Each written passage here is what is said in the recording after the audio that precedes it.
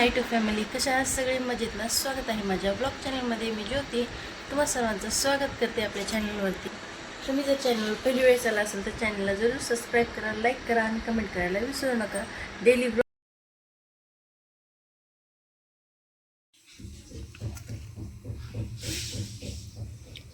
बेसन आणि ही गरगटी हरभऱ्याची भाजी वाळवलेली अशा पद्धतीने वाळवून घेतलेली आहे 2 ते 3 दिवस.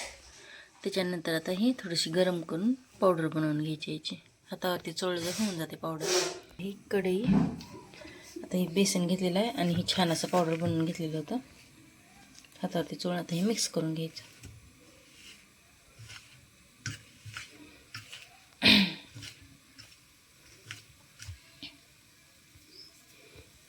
शेंगदाणे वाटून घेते लगेच, आणि शेंगदाणे मोठे मोठेच वाटून घ्यायचे.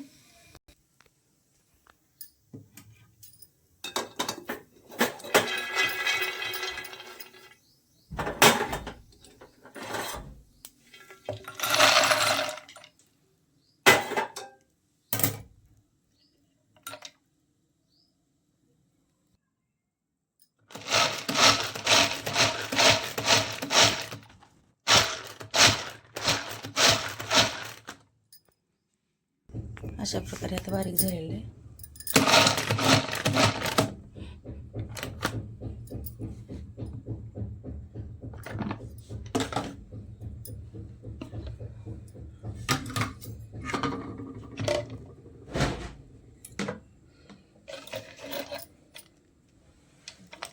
असे छान लागतात शेंगदाणे. त्याच्यामध्ये एकदम बारीक पण नाही करायचे. तेल टाकून घेतलेलं आहे कढईत. ते लसूण घेते 4 ते 5 पाकळे.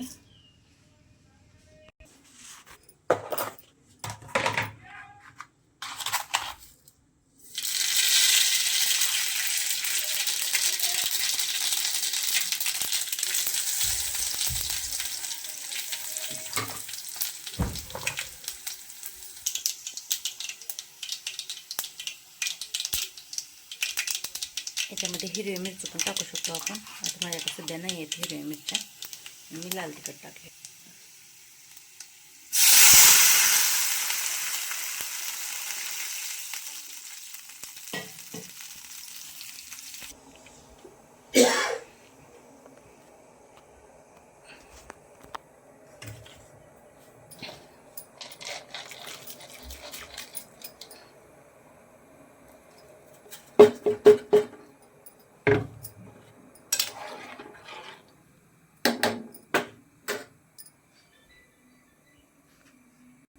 तरी मिक्स करून घेतलेलं आहे. आता ज्वारीचं पीठ पण लावू शकता तुम्ही, बेसन पीठ किंवा ज्वारीचं पीठ.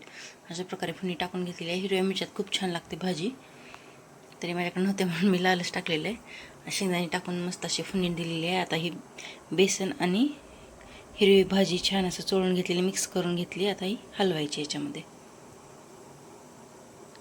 पूर्णपणे हटून घेतल्याच्यानंतर खूप छान लागते ही भाजी. तरी माझ्याकडून बेसन जास्त झाले, भाजी कमी पडली थोडीशी.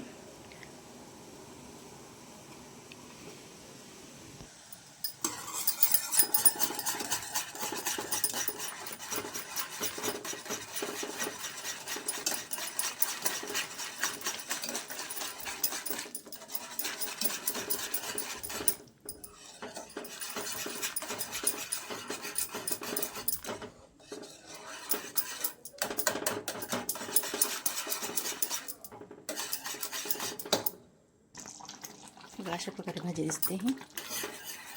ही जर हिरवी भाजी जास्त असली तर आणखीन हिरवी हिरवी दिसते.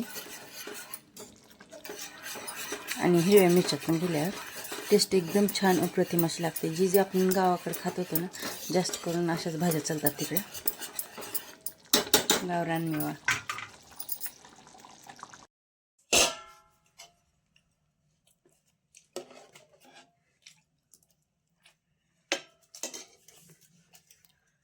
कशी वाटली आजची रेसिपी कमेंट करून जरूर सांगा.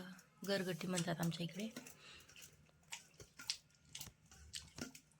चॅनलला पहिली वेळेस आला असेल तर चॅनलला सबस्क्राईब करा, लाईक करा आणि कमेंट करायला विसरू नका. भेटू उद्याच्या ब्लॉगमध्ये. कसा वाटला ब्लॉग कमेंट करून जरूर सांगा. चॅनलला पहिली वेळ असेल तर जरूर सबस्क्राईब करा. डेली ब्लॉग आहेत आपल्या चॅनलवरती आणि खूप दिवसाच्या नंतर मी ब्लॉग टाकलेला आहे. डेली ब्लॉग पाहण्यासाठी सबस्क्राईब करा आणि कमेंट जरूर करा. बाय.